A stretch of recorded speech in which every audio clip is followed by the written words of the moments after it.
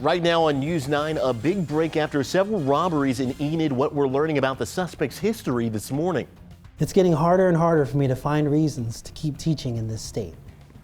Plus, an Oklahoma teacher losing hope why he says he's been made to feel guilty about his position. And Cassie is tracking spring-like showers and storms for your Christmas day. This is Oklahoma's own News 9. Good morning and Merry Christmas this Sunday. Time now is 6 o'clock. I'm Chris Gilmore. Let's check in with Cassie with a wet forecast.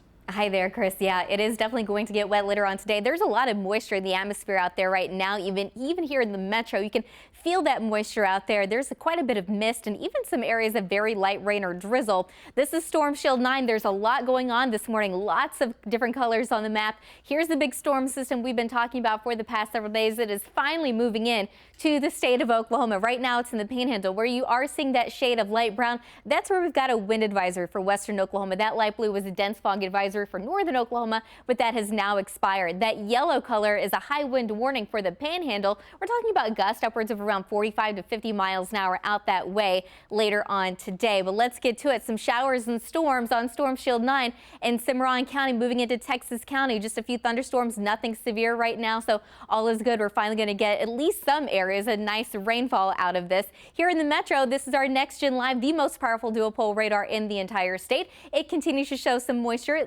very light out there. It's a little bit of light drizzle here and there. It's going to be very spotty as we go throughout the rest of the morning, but we do have better chances of arriving here in the metro later on today. It's 64 degrees right now. This is our Regency camera from our Air Comfort Skycam network. Lots of clouds, and it is a little breezy. We've got a sustained wind right now out of the south-southeast at 26 miles an hour.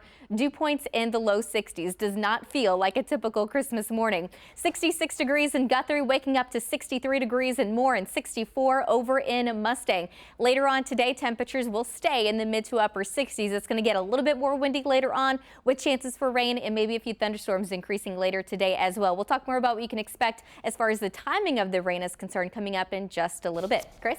All right, thanks, Cassie. Well, we begin with some breaking news from overseas. Russia's government says crews have found wreckage after a plane carrying 92 people disappeared while flying to a military base in Syria. The defense ministry says a plane vanished from radar shortly after taking off from Sochi this morning. Some of the passengers included members of a world-famous military choir. Rescue teams found fragments of the plane in the Black Sea less than a mile from shore. There's no indication that anyone survived.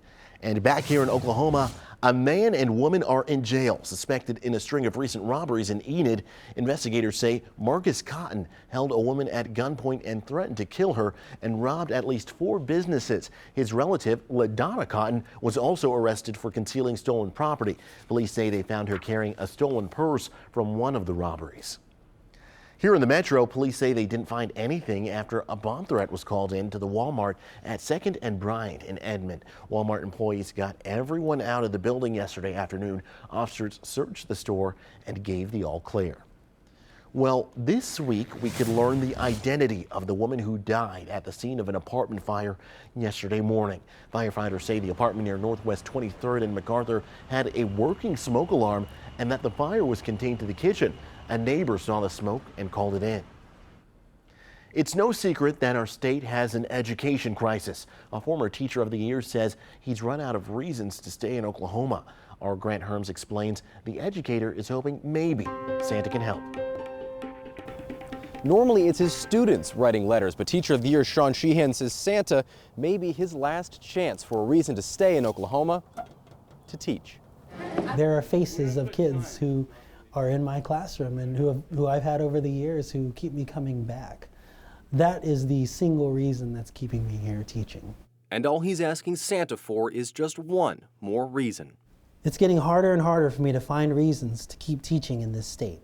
Low pay, low respect, and fears of a dim future for schools all have forced him to lose faith in the state he loves. If I knew that funding would come back to education, that's hope.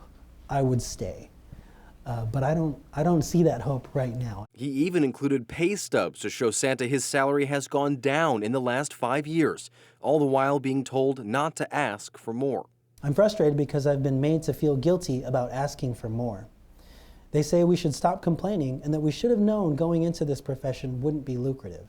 Thank you notes serve as my currency in this profession, but thank you notes don't pay the bills. With a brand new baby girl and those bills piling up, there's not much time. But he's holding out, hoping for just one more reason to stay. I know it's a lot to ask, Santa, but I'm hoping you can help. I'll continue to pray daily, but I figured I'd also try writing you and asking you for a Christmas miracle. The Sheehan's are willing to wait this out just a little longer before we call it for good and leave to teach elsewhere.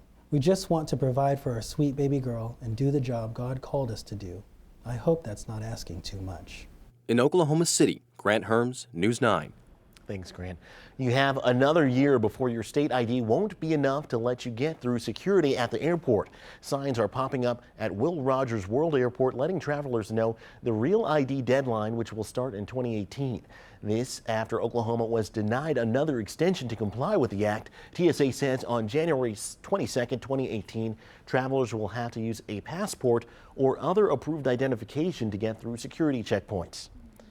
New this morning, an animal rights group is offering a $5,000 reward for information following an especially disturbing case of animal cruelty in northeast Oklahoma. 10 puppies were found burned to death in a kennel. Hunters made the discovery north of Foyle in Rogers County. Right now, law enforcement agencies are stepping up patrols for the holiday weekend, targeting drunk drivers. Officials say there is a no-tolerance policy in place, so if you are caught drinking and driving, you will go to jail. Some agencies are patrolling the streets 24 hours a day. And if you've had too much to drink, AAA will take you home for free. Their holiday Tipsy Toast service is going on right now. The company will take you and your car home within 15 miles. You don't have to be a member to call 1-800-AAA-HELP. The service runs through January 2nd. A Christmas nightmare turns into a Christmas miracle for an Oklahoma family after their home was burglarized only on 9. Our Amy Slanchik has the story from Coweta. Crystal Sparks is no last-minute shopper. A week ago, she had all her presents wrapped and under the tree until Friday, when she says someone broke in, knocked over her Christmas tree, and stole everything. It just crushed my heart because I was just like, things I worked so hard for were gone.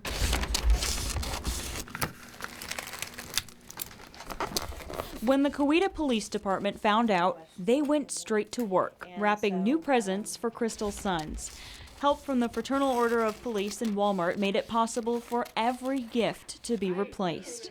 And officers didn't want 7-year-old Sean to go any longer thinking Christmas had been stolen from him. Oh my gosh, you get to actually open up Christmas gifts. So he opened up each and every present his mom intended for him to have, including a gift she saved for all year. Oh, it took a lot of hard work to get those gifts. They replaced your PlayStation 4! Watching Sean open his gifts. Thank you.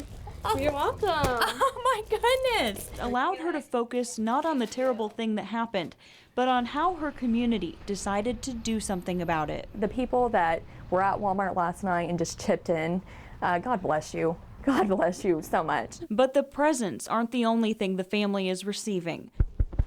Merry Christmas. Thank you so much. A renewed sense of security isn't something you can get at the store. Your neighbors are going to help watch your house, and we're going to drive by more, okay? So don't be afraid, and we just want you to have a Merry Christmas, buddy, okay? It was a blessing, a Christmas miracle, and it just makes my heart so happy and know that God did have his hand on us and that I appreciate it so much. Amy Slanchik, News 9. Pope Francis celebrates Christmas Eve Mass with thousands of faithful from around the world. I'm Anna Matranga at the Vatican. I'll have that story coming up. But first, decades after a tragedy, a Christmas milestone for the very first time in a church in Oklahoma. And taking a live look from our Ear Comfort Solutions Skycam network, looking to be a nice Christmas morning. We'll find out exactly why coming up.